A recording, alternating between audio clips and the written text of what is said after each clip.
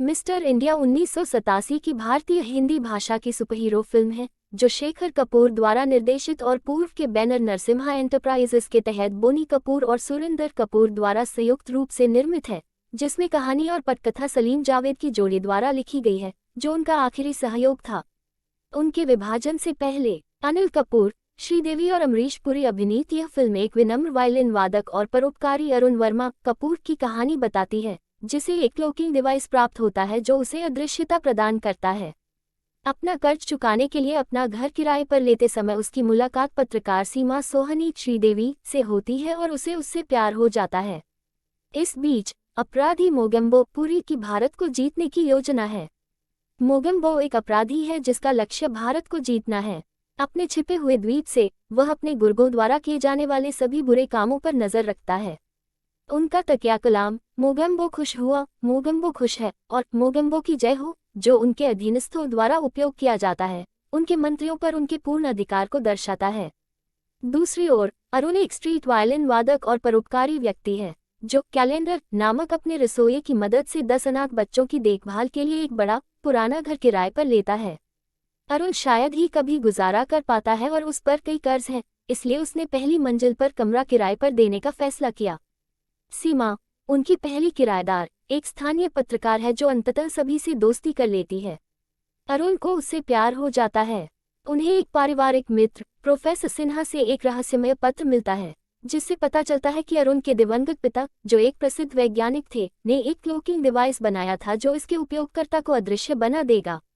इसे अभी भी पेटेंट कराने की आवश्यकता थी, और क्योंकि अरुण इकलौता बेटा था, इसलिए प्रोटोकॉल को पूरा करना और इसके लिए कागजी कार्रवाई पर हस्ताक्षर करना उसकी जिम्मेदारी थी।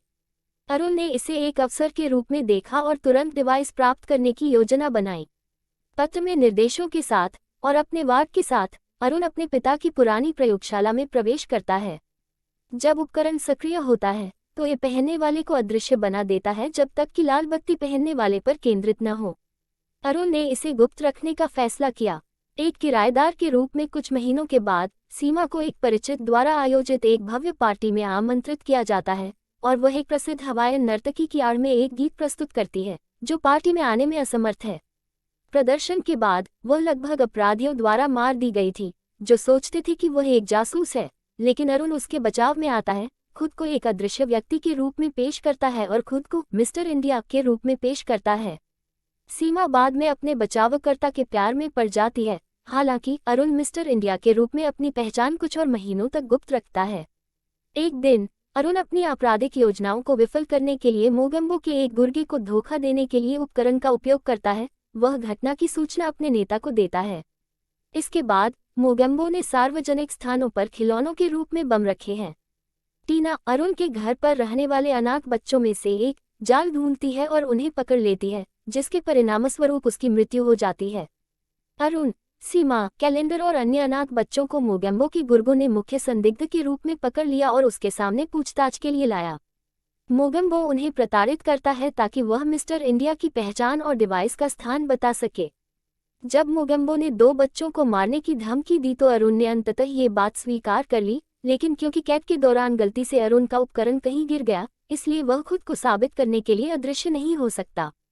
मोगेम्बो उन्हें अस्थायी रूप से कालकोठरी में भेज देता है। हालांकि वे एक गार्ड से चाबियां चुराकर भागने में सफल हो जाते हैं।